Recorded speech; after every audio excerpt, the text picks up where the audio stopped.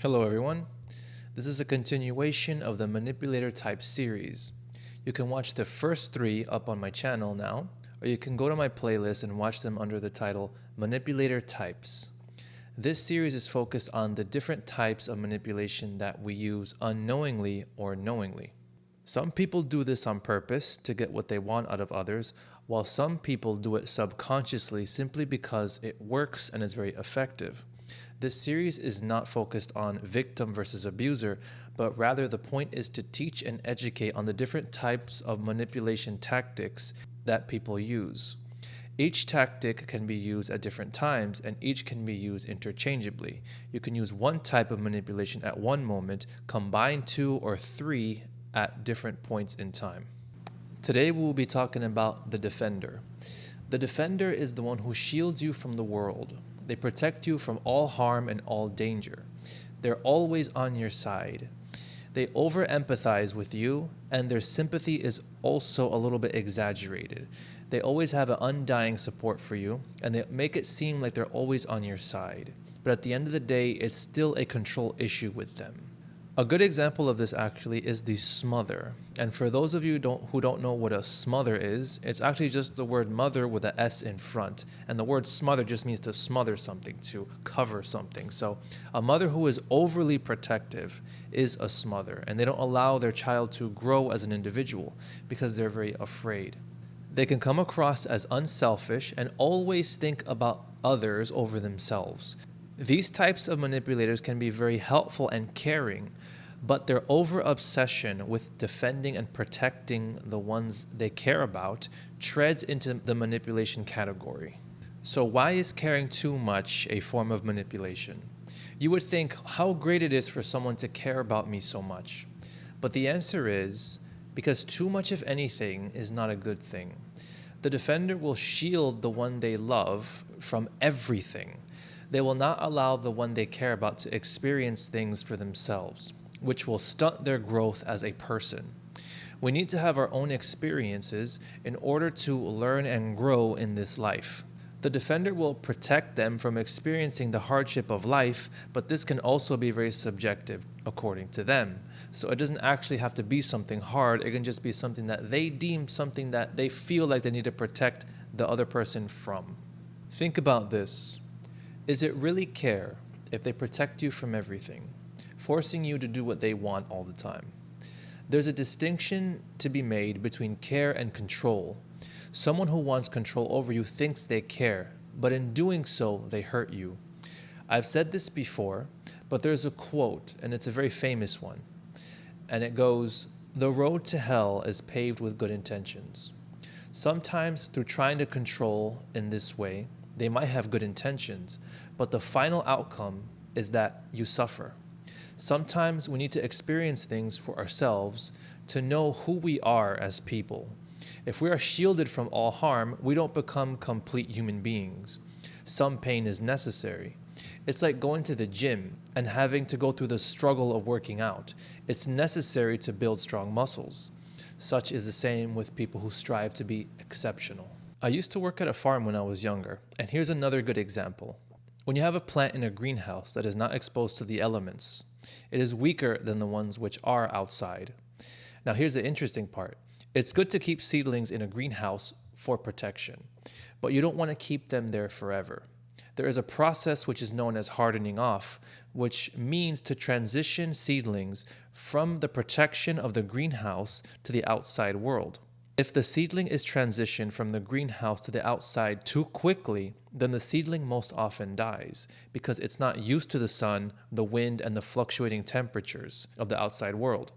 And this happens to people as well. Sometimes we can be shielded, and when we're put out into the real world, we get hurt oftentimes much harder than if we were used to dealing with things naturally. Imagine a child learning to ride a bike. If the parent never lets go of the bike, the child will never learn how to balance on their own. They will never learn how to ride that bike in the end. The parent can be so afraid of the child falling and breaking his arm that they don't let go. Similarly, the defender's constant shielding prevents you from facing challenges and learning how to navigate them for yourself. By overprotecting, they undermine your ability to handle life's difficulties and making you dependent on them. This dependency is exactly what the manipulator wants, and it keeps them in control over you. If you have a friend that's a defender type manipulator, it might look like this. They might oversympathize with you and they'll be like, oh, don't do that thing. They take on the role of the overprotective friend, almost like the role of the righteous one. A friend who will protect you from getting hurt and making the wrong choices based on what they think is correct for you. Even if their suggestion is correct, it's still up to you to make a decision. They infiltrate your decision-making process. They will prevent you from hanging out with certain people, and they will prevent you from being influenced by them too much. They might even prevent you from dating a certain person if they feel like it's not correct for you, when that is something that you should decide for yourself. In a relationship, your partner is the one who takes on the role of the parent almost when they're manipulating you in this way, telling you what they want you to do and how to act. They may isolate you from the world, from your friends, your family, and they will insist that this is for your own good. They turn very controlling very quick, and it gets uncomfortable. They can even use threats like, I love you so much, but if you loved me, you would do as I say because I just want what's best for you. This is for your own good. And this will always be twisted to make it seem like it is for your own good once again. You then develop an unhealthy dependency on them, and this is exactly what they're doing. This form of manipulation is subtle because it masquerades as care and support. It's important to recognize when someone's protective behavior is actually preventing you from growing and experiencing life. True care allows for independence and personal growth. It's about supporting someone through their challenges, not shielding them from all of life's difficulties. If they transformed the control they have, they can be people who are really great at guiding and offering good advice.